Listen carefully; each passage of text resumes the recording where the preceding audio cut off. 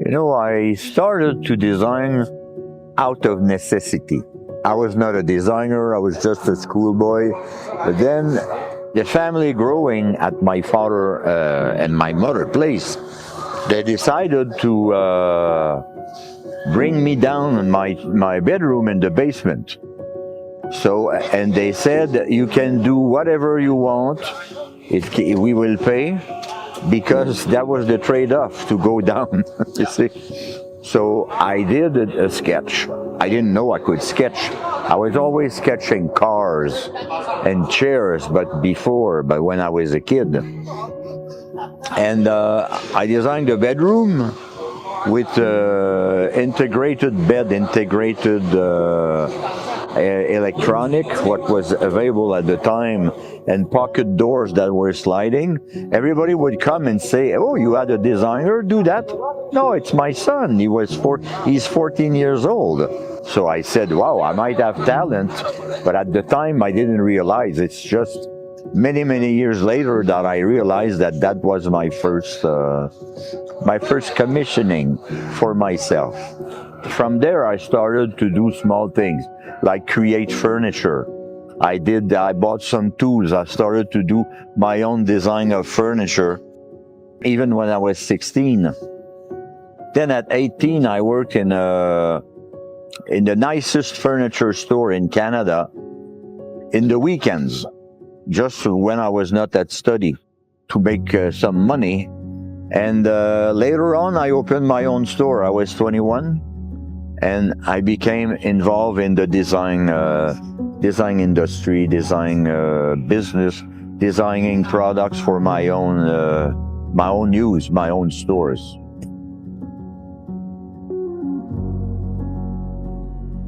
If I had to pick 3 words to summarize my philosophy of design, it would be, I need to be, this is my mission, I need to be innovative, I need to be refined in my design, in my products, and the products has to be luxurious. This is my goal every time I do a design.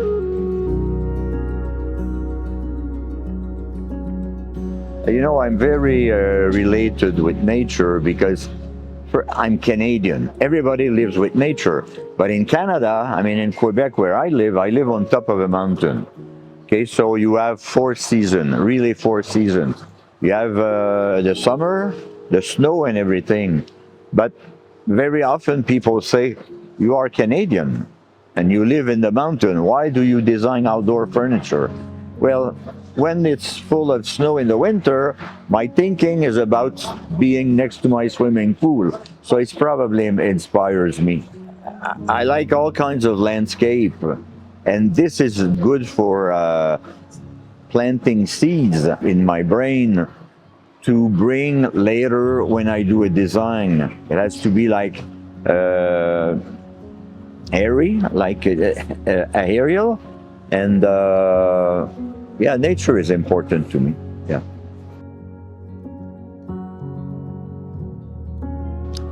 You know, my way of creating a product is not to sit down at a table and say, I will create a product. That is not how it works. Maybe it works for some other designers, but me, an idea grows. I see a car, wow. I see a lady with nice fashion clothing. I see a handbag. I see art. And then it goes there and it stays there, sometimes for many months, sometimes it's for next week. But then I start to do sketches. And sometimes I say, I don't like it that much. Put it aside.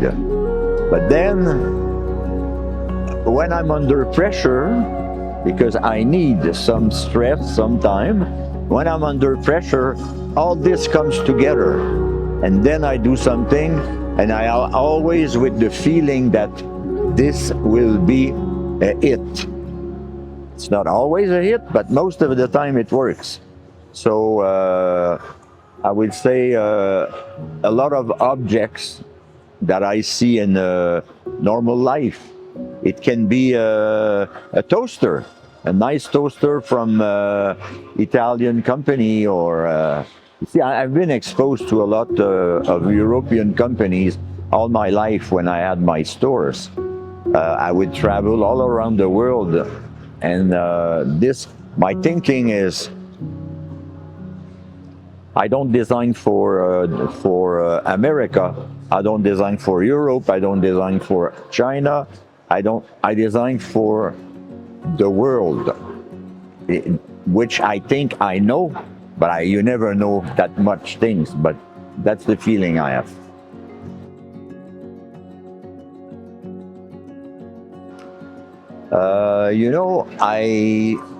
To me, function has always been something, because I'm inventive since I was a kid. I would take something, transform it, take a lamp and make something else with it. But functionality, as I became a better designer, has to be hidden. I don't like the product that you see the handles.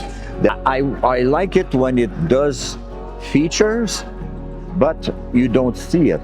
You just realize after moving a piece, oh wow, it does that. I don't like when it looks complicated, when it looks, because when it looks complicated, it doesn't look comfortable most of the time. See, you cannot sit on, if you open the hood of a car, you won't sit there. Might be a beautiful engine, but this is not where the comfort is. The comfort is behind the seats, and it has to be always, functionality needs to be part, but it should not go above the comfort.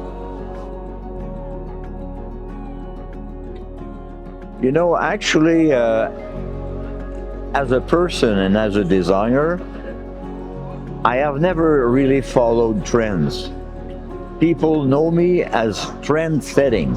So when people ask me, what do you see coming? It's what do I see from me coming?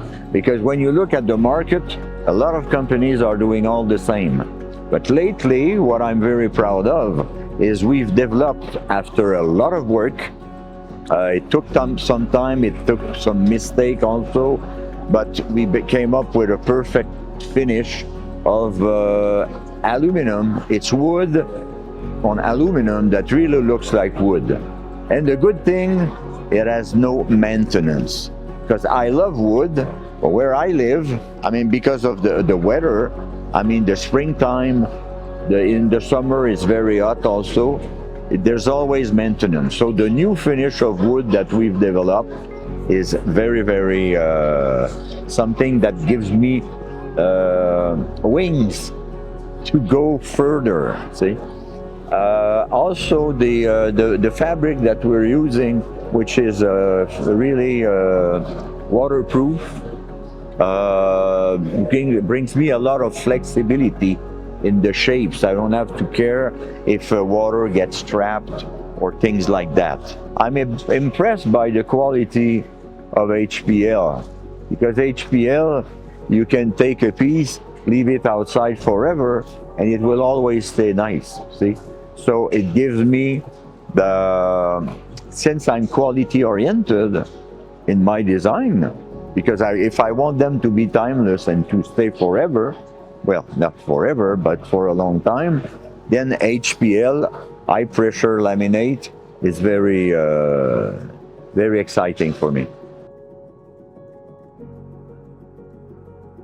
I'm very happy when I heard that Australians, through a remarkable, one of the best company in Australia, was going to be part of our Couture Jardin international family. I was very happy. First, I love Australia, and this is true. I subscribe to so many magazines from Australia on my iPad, so I know your country. I've been there. Well, I don't know the country, but I've been there, and you do a tremendous job for marketing. You are quality oriented. You're my kind of people. So I'm very happy to have you on board with us.